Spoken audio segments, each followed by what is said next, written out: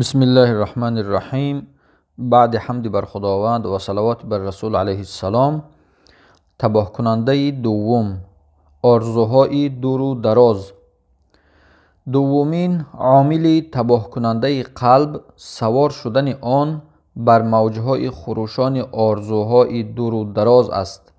موجهای دریایی که ساحل برای آن تصور کننده نیست و تمام درماندگان و مفلسان جهان کارشان سوار شدن بر موجهای آن است.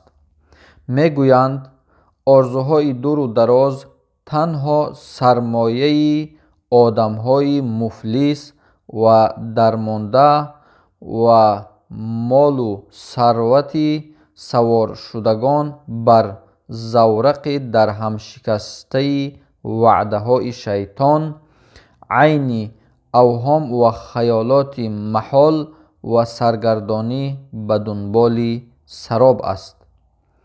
موجهای آرزوهای کاذب و خیالات خام مدام سوار شدگان خود را همچون بازی سگهای دیدو با لاشه مردار به بازی میگیرد.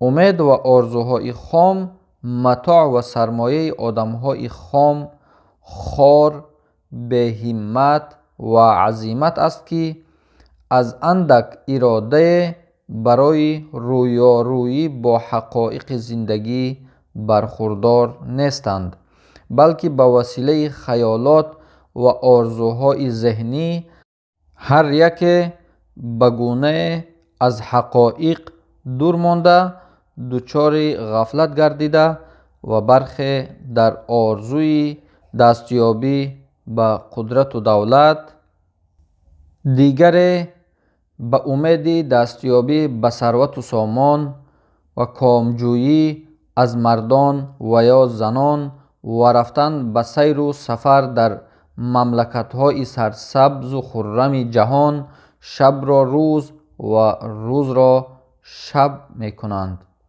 مطلوب و محبوب خود را در ذهن مجسم می کنند یا آن را در خواب می بینند و گویا که به آن دست یافتند و از آن کامجویی می نمایند. اما هنگامی که هوشیار و بیدار می شوند می بینند که آنان هستند و همان گلیم و حسیری همیشگی و هیچ چیز دیگر. اما صاحبان همت‌های بلند و اراده‌های استوار آرزوهایشان بر گرد دایره علم و ایمان و کار و تلاش میچرخند. اموری که موجب خوشنودی خداوند میشوند و او را به بارگاه با عظمتش نزدیک می نمایند.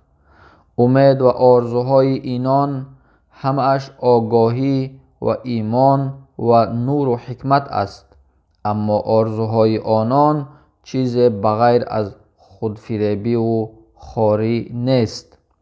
رسول خدا علیه السلام در روایت آمده است که کسانی را که آرزوی خیر و نیکی می نمایند و همراه با آن از آن کار و تلاش غافل نمی شوند ستوده یعنی تعریف کرده و گاه اجر و پاداش آنان را همچون اجر و پاداش انجام دهنده آن برشمرده است. مانند کسی که میگوید ای کاش من هم مانند فلانی دارای ثروت و سامان می بودم که تقوا و پرهیزکاری را پیشه خویش می نماید و صله رحم را بر جای می آورد و حق نیازمندان از ثروت خود می پردازد. می فرماید اجر و پاداش هر دوی آنها یکسان است.